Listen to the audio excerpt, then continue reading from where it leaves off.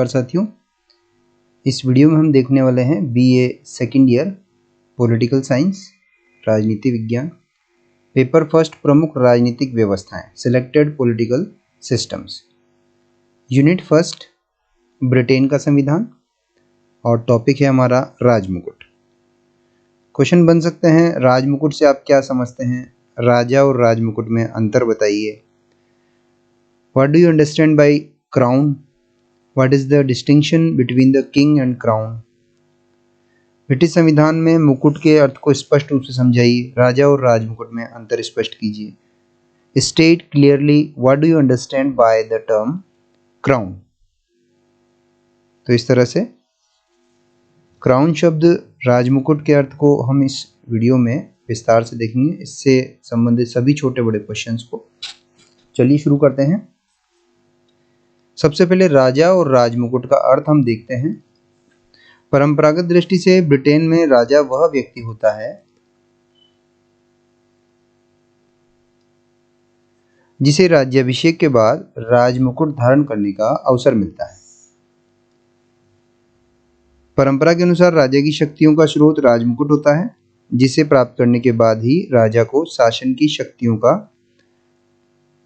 शासन करने का वास्तविक अधिकार प्राप्त होता है। लेकिन आधुनिक काल में परिवर्तन आ गया है। यद्यपि आधुनिक काल में राजा राजमुकुट धारण तो करता है, लेकिन राजमुकुट की शक्तियों का प्रयोग ब्रिटेन की लोकतांत्रिक शासन संस्थाओं द्वारा किया जाता है। अब बात करें राजमुकुट की। वर्तमान में राजमुकुट शब्द की संवैधानिक व्याख्या की जाने लगी है और इस दृष्टि से राजमुकुट का अर्थ इस प्रकार है। राजमुकुट का अर्थ संपूर्ण शासन की शक्ति से है। अब इसमें व्यवस्थापिका, कार्यपालिका और न्यायपालिका संबंधी सारी शक्तियां जाती हैं। यह प्रभुत्व शक्ति है। राजमुकुट का अर्थ ऐसी संस्था से है जो ब्रिटेन में शासन संबंधी समस्त कार्यों को करती है। इस संस्था में सभी सम्मिलित हैं जिनके द्वारा प्रत्यक्ष व अप्रत्यक्ष रूप से शासन की शक्तियों का प्रयोग किया जाता है। राजमुकुट एक संवैधानिक कल्पना अवधारणा है और वर्तमान में राजमुकुट लोकतंत्र का प्रतीक है। प्रोफेसर मुनरो के अनुसार राजमुकुट एक कृत्रिम या विधिक व्यक्ति है जो न तो कभी शरीर धारण करता है और न कभी मरता है। राजमुकुट, राजा नहीं, राजमुकुट। प्रोफेसर ऑग के अनुसार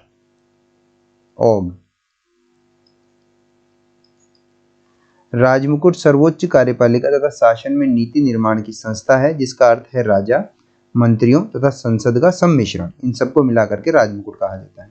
यह वह संस्था है जिसको धीरे धीरे राजा की समस्त शक्तियां तथा विशेषाधिकार हस्तांतरित कर दिए गए हैं। संक्षेप में राजमुकुट का तात्पर्य संपूर्ण सरकार से है। अब इन दोनों में राजमुकुट और सम्राट में अंतर की बात करें तो सबसे पहले राजमुकुट लोक शक्ति का प्रतीक होता है तथा राजा अतीत के लोकतंत्र का अवशिष्ट भाग है। तो राजमुकुट लोक शक्ति अर्थात जनता की शक्ति का प्रतीक है, क्योंकि इसमें लोकतांत्रिक संसद तथा उसके प्रति उत्तरदायी मंत्रिमंडल को शामिल किया जाता है। ब्रिटेन में जैसे जैसे लोकतंत्र का विकास हुआ वैसे वैसे ही राजमुकुट की शक्तियों का भी लोकतंत्रीकरण हुआ और वह आधुनिक काल तक लोक शक्ति का प्रतीक बन गया। इसके विपरीत राजा अतीत के अमर्यादित राजतंत्र का अवशिष्ट भाग है। अब वह राजमुकुट की किसी वास्तविक शक्ति का प्रयोग नहीं करता है, केवल सांकेतिक पद है बस। दूसरा अंतर है, राजमुकुट एक संस्था है और सम्राट एक व्यक्ति है। राजमुकुट एक संस्था है जबकि सम्राट राजा एक व्यक्ति है। राजमुकुट वह संस्था है जिसे विधायी, प्रशासनिक और न्यायिक तीनों ही शक्तियां प्राप्त हैं। सम्राट इस संस्था का अंग मात्र है जिसके पास कोई शक्तियां नहीं है। ओग एवं जिंक के अनुसार संस्थागत राजा केवल एक प्रकार की कल्पना है जो संप्रभु, मंत्रीगण और संसद की वास्तविक सर्वोच्च सत्ता के विलक्षण संगम के पीछे निहित है। सत्ता के इसी कुछ दुर्बोध सम्मिश्रण को राजमुकुट कहते हैं। तीसरा अंतर है, राजमुकुट स्थायी है, सम्राट अस्थायी होता है। राजमुकुट एक संस्था है जो सदैव बनी रहती है, जिसका कभी नाश नहीं होता है, परंतु सम्राट एक प्राणी है, प्राणी के रूप में नाशवान है। राजमुकुट सदा से चला आ रहा है और सदा चलता रहेगा, परंतु राजा व्यक्ति के रूप में सदा नहीं रहता, एक के बाद एक राजा बदलता रहता है। इसीलिए इंग्लैंड में यह एक लोकोक्ति है कि सम्राट मृत है, सम्राट चिरंजीव हो। राजा और राजमुकुट के अंतर को ब्लैक स्टोन ने इस प्रकार स्पष्ट किया है हेनरी, एडवर्ड या जॉर्ज मरते हैं परंतु राजा सदैव जीवित रहते हैं, ये ब्लैकस्टोन ने कहा है। अगला अंतर है राजा शक्तिहीन है, राजमुकुट सर्वशक्तिशाली है। राजा एक संवैधानिक और औपचारिक प्रमुख है, उसकी शक्तियां समाप्त हो चुकी हैं, अब राजा की समस्त शक्तियां राजमुकुट में समाहित हो गई हैं। राजमुकुट एक संस्था है जिसमें राजा के अतिरिक्त संसद, मंत्रिपरिषद और शासन के अन्य अधिकारी सम्मिलित हैं। अतः राजमुकुट संस्था के रूप में सर्वशक्तिशाली है जबकि राजा व्यक्ति के रूप में शक्तिहीन हो गया है। अगला अंतर है राजा मूर्त है, राजमुकुट अमूर्त है। राजा एक जीवित व्यक्ति होता है, राजमुकुट एक अमूर्त विचार या अवधारणा है। वह दिखाई नहीं देता, राजमुकुट वह अदृश्य है। मिथीयीट के शब्दों में मिथीयीट के शब्दों में यदि कहा जाए तो राजमुकुट व्यक्ति रूपी राजा से सर्वथा भिन्न एक अमूर्त वैधानिक इकाई है। ये मिथीयीट कहते हैं यदि कहा जाए तो राजमुकुट व्यक्ति रूपी राजा से सर्वथा भिन्न एक अमूर्त वैधानिक इकाई है। छठा अंतर है उत्तरदायित्व का अंतर। तो सम्राट क्राउन की शक्तियों का प्रयोग मंत्रिमंडल के परामर्श पर करता है, अतः मंत्रिमंडल उन शक्तियों के प्रयोग के लिए उत्तरदायी है जबकि सम्राट क्राउन की शक्तियों का प्रयोग निजी रूप में नहीं करता, अतः सम्राट उनके प्रयोग के लिए व्यक्तिगत रूप से उत्तरदायी नहीं है। सातवां अंतर है ताज और राजा के मध्य अंतर का संवैधानिक विकास क्रम। ताज और राजा के बीच एक समय ब्रिटेन में कोई अंतर नहीं था। धीरे धीरे ब्रिटिश संवैधानिक विकास क्रम में, राजतंत्र से लोकतंत्रीकरण के विकास क्रम में ताज और राजा के मध्य अंतर आता गया जो आज उपयुक्त रूप से उपस्थित है। ब्रिटेन में यह कहावत प्रचलित है कि जैसे जैसे लोकतंत्र का विकास होता है राजमुकुट की शक्ति बढ़ती जाती है। निष्कर्ष रूप में राजा और क्राउन में दो प्रमुख भेद हैं। पहला, राजा एक व्यक्ति है लेकिन क्राउन एक संस्था है। राजा मरता है लेकिन क्राउन या राजमुकुट स्थायी है। राजा द्रष्टव्य है, दिखाई देता है, क्राउन अदृश्य है। दूसरा, राजा क्राउन का एक अंग है। इसके अतिरिक्त मंत्रिमंडल एवं संसद मिलकर, राजा, मंत्रिमंडल और संसद मिलकर क्राउन कहलाते हैं, क्राउन का निर्माण करते हैं। अतः क्राउन की शक्तियों का उपयोग राजा सामान्य जनसाधारण के प्रतिनिधियों द्वारा करता है। तो ये हो गया हमारा क्वेश्चन कंप्लीट। अब अगला इसमें से क्वेश्चन बन सकता है ब्रिटिश संविधान में राजमुकुट के अर्थ को स्पष्ट कीजिए। ये तो हमने कर दिया। उनके कर्तव्यों अधिकारों की पूर्णतया विवेचना कीजिए। State clearly what do you understand by the term crown and discuss it's functions and powers. या ब्रिटिश क्राउन की प्रमुख शक्तियों का विवेचन कीजिए। Discuss the main powers of British crown. तो हम शक्तियां देख लेते हैं। शक्तियां कार्यपालिका संबंधी, विधायी संबंधी शक्ति, विधायी शक्तियां और न्यायिक शक्तियां होती हैं। कार्यपालिका शक्तियों की बात करें तो ब्रिटेन की सारी कार्यपालिका शक्ति राजमुकुट में निहित है। राजमुकुट के नाम पर ही कार्यपालिका शक्ति का प्रयोग किया जाता है। राजमुकुट ब्रिटेन में सभी कानूनों को लागू करता है तथा उनकी पालना कराता है। वह देश के दैनिक प्रशासन के लिए आवश्यक कदम उठाता है और ब्रिटेन में राजमुकुट के पास निम्नलिखित कार्यपालिका शक्तियां हैं। पहली है, राजमुकुट के पास संरक्षण की व्यापक शक्तियां हैं। राजमुकुट असैनिक तथा सैनिक पदों, चर्च के उच्च पदों, न्यायाधीशों की नियुक्तियां करता है। न्यायाधीशों के अलावा सभी पदाधिकारियों को राजमुकुट पदच्युत कर सकता है, पद से हटा सकता है। वह प्रधानमंत्री तथा अन्य मंत्रियों, राज्य के स्थायी सचिव, उप सचिव, नागरिक सेवाओं के अन्य पदाधिकारियों, सभी बिशपों, संकायाध्यक्षों, कैनन, अपील लॉर्डों, लॉर्ड न्यायाधीशों, हाई कोर्ट के तीनों खंडों के प्रधानों, प्रीवी काउंसिल की न्यायिक समिति के सदस्यों, BBC के गवर्नर, सिविल सेवा आयुक्तों और शाही आयोगों के सदस्यों आदि की नियुक्ति करता है। दूसरा, कार्यपालिका शक्ति में सैनिक सेवाओं का सर्वोच्च कमांडर। तो आप ये ध्यान रखिएगा, नियुक्ति संबंधी जितनी भी शक्तियां होती है किसी को नियुक्त करने की, वो कार्यपालिका शक्तियों में आती है, चाहे वो हमारे प्रधानमंत्री की शक्ति हो या राष्ट्रपति की शक्ति हो। अगर कार्यपालिका शक्ति की बात हो रही है तो उसमें मुख्य रूप से नियुक्त करने की शक्ति आएंगी। दूसरा है सैनिक सेवाओं का सर्वोच्च कमांडर। राजमुकुट राष्ट्रीय सैनिक सेवाओं का सर्वोच्च कमांडर है, हमारे यहाँ राष्ट्रपति है। वह सेना के अधिकृत पदाधिकारियों को नियुक्त करता है। तीसरा है इसकी कार्यपालिका शक्ति में राष्ट्रीय कोष पर नियंत्रण। राजमुकुट राष्ट्रीय कोष पर नियंत्रण रखता है और वह उसका संचालन करता है। चौथी कार्यपालिका शक्ति विदेशी कार्यों, नीतियों एवं संबंधों का संचालन। राजमुकुट के नाम पर समस्त विदेशी कार्यों, नीतियों एवं संबंधों का संचालन होता है। वह राजदूतों एवं कूटनीतिक प्रतिनिधियों एवं औपनिवेशिक पदाधिकारियों की नियुक्ति करता है। और लास्ट है इसकी कार्यपालिका शक्ति में युद्ध, शांति और तटस्थता की घोषणा। तो राजमुकुट युद्ध, शांति और तटस्थता की घोषणा करता है। तो आप ध्यान रखिएगा, राजमुकुट से मतलब यहाँ पर सम्राट या राजा नहीं है, ठीक है। राजमुकुट युद्ध, शांति और तटस्थता की घोषणा करता है। राजमुकुट संसद की अनुमति के बिना युद्ध की घोषणा कर सकता है। देखिए आप, राजमुकुट संसद की अनुमति के बिना युद्ध की घोषणा कर सकता है। राजमुकुट दूसरे देशों के साथ संधियों की घोषणा भी करता है। राजमुकुट की उपयुक्त कार्यपालिका शक्तियां विस्तृत एवं व्यापक है, परंतु यह एक संवैधानिक मुख्य कार्यपालिका है। हमारे यहाँ राष्ट्रपति की तरह, जैसे हमारा राजमुकुट है वैसे हमारे यहाँ राष्ट्रपति है। वास्तविक कार्यपालिका मंत्रिमंडल है, जो प्रधानमंत्री के नेतृत्व में कार्य करती है। दूसरा है विधायी कार्यपालिका, विधायी शक्तियां। तो पहला है इसमें, इसकी विधायी शक्तियों में संसद द्वारा पारित विधेयक तभी कानून पुस्तक में या संविधि पुस्तक में लिपिबद्ध किए जा सकते हैं, लिखे जा सकते हैं, जब साम्राज्ञी उन पर हस्ताक्षर कर उन्हें स्वीकृत कर लेती है।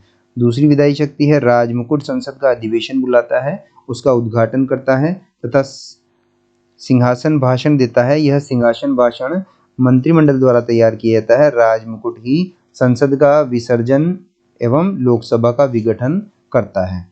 राजमुकुट पीयरों को भी नियुक्त करता है, पीयरों को लॉर्ड सभा में, जैसे हमारे यहाँ मनोनीत करता है राष्ट्रपति पीयरों को लोकसभा और राज्यसभा में। लोकसभा में 2 और राज्यसभा में 12 सदस्यों की नियुक्ति मनोनीत करता है। उस तरह से राजमुकुट लॉर्ड सभा में, वहाँ पे लॉर्ड सभा है और हाउस ऑफ कॉमन्स है, तो पीयरों की नियुक्ति करता है। वह वंशानुगत एवं जीवन पर्यंत दोनों प्रकार के पीयरों को नियुक्त करता है। ये विधायी शक्ति में है। और राजमुकुट को अधिराज्यों के संबंध में घोषणाएं एवं अध्यादेश जारी करने का अधिकार देता है। तो आप देखिए, पीयरों की नियुक्ति मैंने आपको पहले बताई थी कि वो कार्यपालिका शक्ति में आती है, लेकिन पीयरों की नियुक्ति यहाँ पर विधायी शक्ति में आती है। राजमुकुट को अधिराज्यों के संबंध में घोषणाएं एवं आदेश जारी करने का अधिकार है। और पिछले कुछ वर्षों से राजमुकुट को व्यवस्थापन क्षेत्र में एक और शक्ति प्राप्त हो गई है, और वह है सपरिषद आदेश जारी करने की शक्ति। तो राजमुकुट यह कार्य मंत्रियों और प्रशासनिक विभागों के माध्यम से करता है, और इसे प्रदत्त व्यवस्थापन कहते हैं। तीसरा है न्यायिक शक्तियां। तो न्याय का स्रोत, ब्रिटेन में राजमुकुट न्याय का स्रोत कहा जाता है, अतः ब्रिटेन में मौजूद सभी न्यायालय राजमुकुट न्यायालय कहलाते हैं, और वे राजमुकुट के नाम पर ही न्याय करते हैं। देखिए, बहुत महत्वपूर्ण बात है। नेक्स्ट है न्यायाधीशों की नियुक्ति व पदमुक्ति। राजमुकुट की न्यायिक शक्तियों में दूसरी शक्ति है न्यायाधीशों की नियुक्ति व पदमुक्ति। राजमुकुट विभिन्न न्यायालयों के न्यायाधीशों की नियुक्ति करता है। जब तक संसद के दोनों सदन किसी न्यायालय के न्यायाधीशों की नियुक्ति करता है, जब संसद के दोनों सदन किसी न्यायाधीश के विरुद्ध महाभियोग प्रस्ताव पारित कर देते हैं, तो राजमुकुट उसे पदमुक्त कर देता है। तीसरा है क्षमादान की शक्ति। राजमुकुट फौजदारी मामलों में न्यायालय द्वारा दंडित अपराधी की सजा को कम कर सकता है अथवा पूरी समाप्त कर सकता है। वह मृत्युदंड के अपराधी को क्षमा कर सकता है। और चौथी शक्ति है न्यायिक शक्ति, उपनिवेशों एवं अधिराज्यों से संबंधित न्यायिक शक्ति। राजमुकुट उपनिवेशों तथा अधिराज्यों से आने वाले अपीलीय मुकदमों पर प्रिवी काउंसिल की न्यायिक समिति की मदद से निर्णय देता है। अब धार्मिक शक्तियां भी हैं इसकी कुछ। तो धार्मिक शक्तियों में राजमुकुट धर्म का रक्षक और इंग्लैंड के स्थापित चर्च एंग्लिकन चर्च और स्कॉटलैंड के प्रेस्बिटेरियन चर्च का प्रधान होता है। तो इंग्लैंड में जो चर्च है वो एंग्लिकन चर्च कहलाता है, और स्कॉटलैंड जो ब्रिटेन का ही भाग है, यूके का, तो वो प्रेस्बिटेरियन चर्च कहलाता है। तो वहाँ का ये प्रधान होता है। वह कैंटरबरी और यॉर्क के आर्क बिशपों तथा अन्य बिशपों, संकाय अध्यक्षों तथा कैनन को नियुक्त करता है। उसकी अनुमति से चर्च ऑफ इंग्लैंड की राष्ट्रीय सभा का आयोजन किया जाता है। राजमुकुट का यह दायित्व होता है कि वह रोमन कैथोलिक से विवाह न करे। देखिए आप। पांचवा है सम्मान का स्रोत। राजमुकुट को अधिकार प्राप्त है कि वह ब्रिटिश नागरिकों को सम्मान सूचक उपाधियां प्रदान कर सके। इस प्रकार की उपाधियों में ड्यूक, वेरन, अर्ल नाइट तथा लॉर्ड की उपाधियां प्रमुख हैं। इस प्रकार स्पष्ट है कि ब्रिटेन में राजमुकुट की शक्तियां अत्यंत व्यापक हैं। एक क्वेश्चन और बन सकता है कि सम्राट कोई गलती नहीं कर सकता। इस कथन की विवेचना कीजिए। The king can do no wrong, discuss the statement. तो वर्तमान समय में ब्रिटिश शासन व्यवस्था के अंतर्गत सम्राट की वास्तविक स्थिति को स्पष्ट करने के लिए कहा जाता है कि सम्राट कोई त्रुटि नहीं कर सकता। इस वाक्य का शाब्दिक अर्थ है कि सम्राट जो कुछ करता है वो ठीक ही करता है और उसके किसी भी कार्य में कोई त्रुटि नहीं होती है।